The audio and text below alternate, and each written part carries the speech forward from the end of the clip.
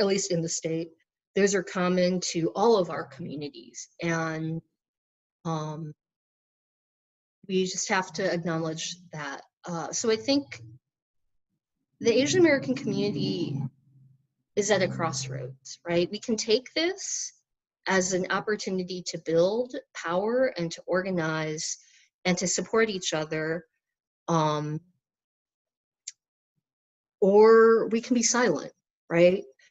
Being silent is always an option, and I'm not the kind of person to be silent. That's not who I am. But I think it'll be interesting to see what people here locally do and what people nationally do. You know, on the very partisan side, I've been part of an organization that has helped to elect over 100 Asian Americans across the country. And so that's how come we have 20 plus people in the Congressional Asian Pacific American Caucus who are able to go and speak for our community and push for better bills, for funding for our communities. But it's really hard here in a place like Missouri because in the state legislature, no one is pushing our issues, right? No one. And I have a number of friends in the state legislature, and they're great people and they're allies, but it's not like we're that top of mind, right? And so my friends who are state legislators in Ohio and New York and California and Kansas, they're able to issue resolutions. They're able to talk about these things on the floor in Connecticut. And we don't have anyone carrying that message. And consequently, when the state does things like decides to spend taxpayer money to sue China over COVID-19, it's just not a good use of resources. You know, if elected officials broadly had more connections with the Chinese American community, we could have been helping them find the right PPE to start with, right? I just feel like it's a gigantic missed opportunity. It keeps being missed. And, you know, I try to connect people and bridge those divides, but it's a lot of work and it requires trust, right? So to go back to that solidarity, that mutual aid, you have to build those relationships way ahead of time before when everyone is in a crisis moment. Because when people are in a crisis moment, they don't make decisions as clearly as they would have otherwise. So yeah, I'm thinking about some of the advice that a friend of mine, her cousin, Phil, he was in San Francisco during the 80s, during the AIDS HIV crisis. And I was like, how did the LGBTQ community get through all of this, right? And he used to be on the hotline. So he would talk to people who had AIDS and HIV, and he saw so many people around him dying and the government just not caring. And he said they had to really find and build safe spaces for their own community, right? And they had to fundraise. And so a lot of it was once they'd fundraised $10 million, then they went to the foundations and are like, look, we did this within our own community. So it was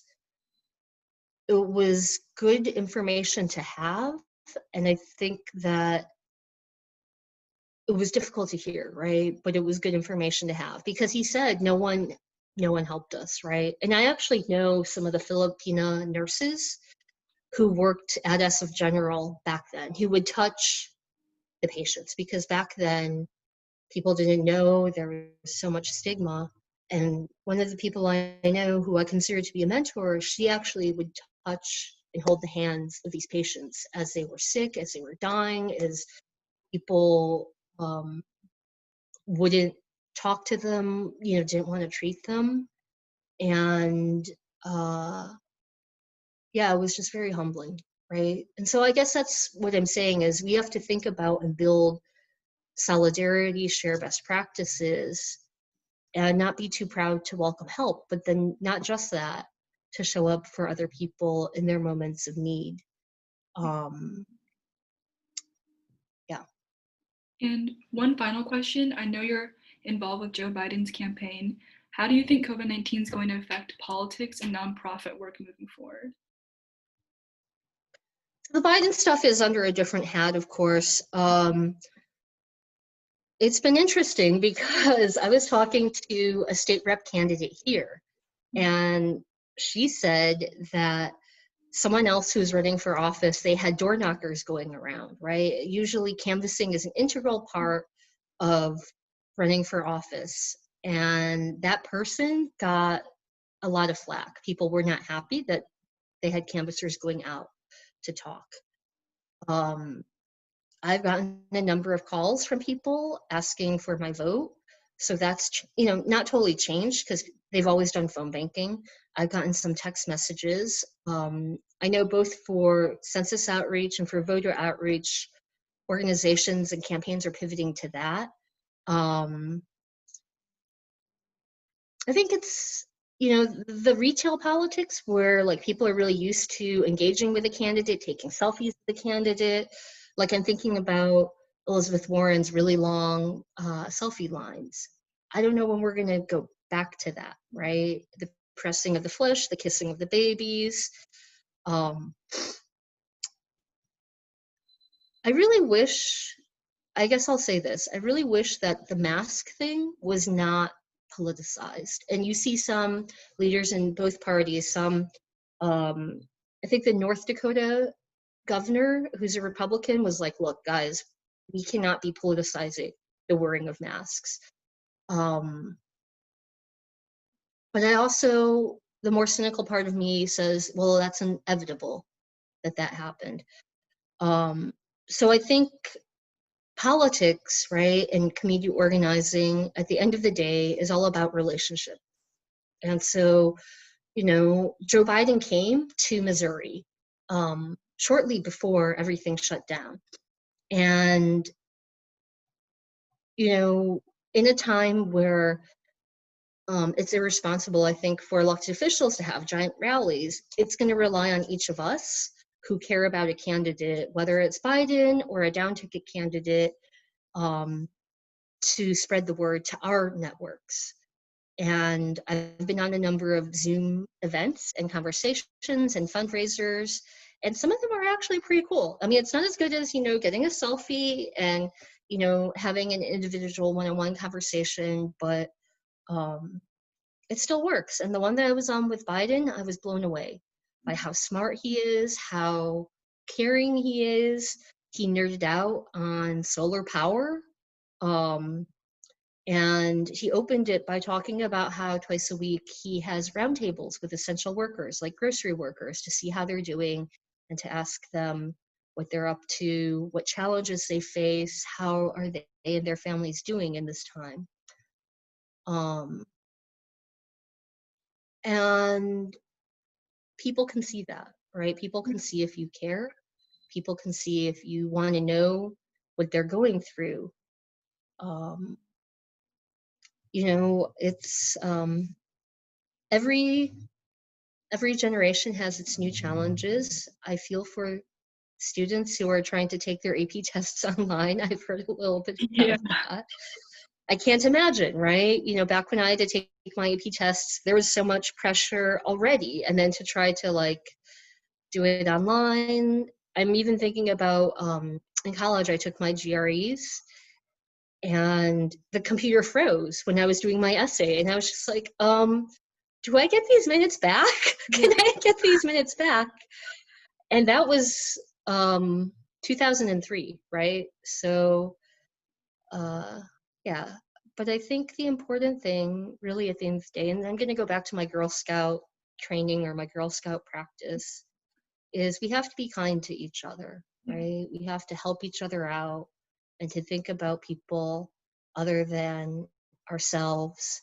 And I'm not saying that, that's like every single day we're able to think about people other than ourselves, because it's hard if you don't have enough food Or I have a number of friends whose parents are elderly who have either died, their parents have died, or were in the hospital, or even if, one of my friends, her mom got out of the hospital and she had to go back in last week and she had COVID and they were concerned about her having a pulmonary embolism.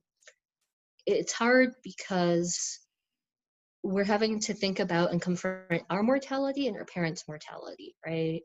Um, and I'm going to be honest, uh, I pushed my husband to have us put together a will.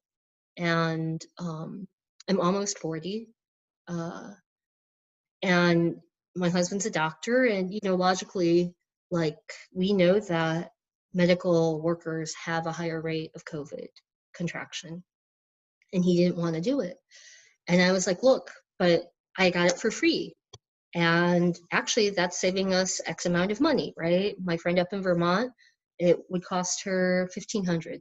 She's a doctor in Vermont.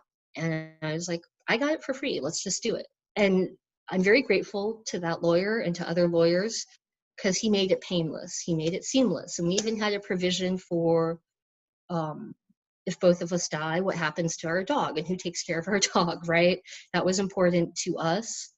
Um, it's not fun to think about, but it's important to think about, especially if one is in a higher risk category, right? I say this because a few years ago, my grandmother passed, and even though she had a will, it was a difficult time for the family um, because you have to sort through the paperwork and the grief, and um, it was just not great. And I think sometimes we have to do things we don't want to. Sometimes we have to do things that are challenging. We're all now in that moment. And I think when I think about Ferguson, right, what I learned is what doesn't kill you does make you stronger. And that's the moment that we're in. Um, I think for our community here locally, it's great that there's a WeChat group of about 2,000 families, right? That's one of those mutual aid things that I'm like thinking about. And people check in on each other and ask what they need.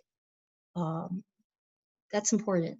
And I've been really gratified to see that the Chinese school has not just been, distributing within the Chinese or the Asian American community, but also to the African American community. I think that's key, right? And a recognition that we're all in this together. Um, at the end of the day, I really believe that what unites us is greater than what divides us. And yeah, I have oddly a good amount of hope about all of this. Um, even though I think it's going to take longer than we initially thought to get through it. Thank you so much for your Um, time. yeah, thanks, Grace. How are you doing in all this?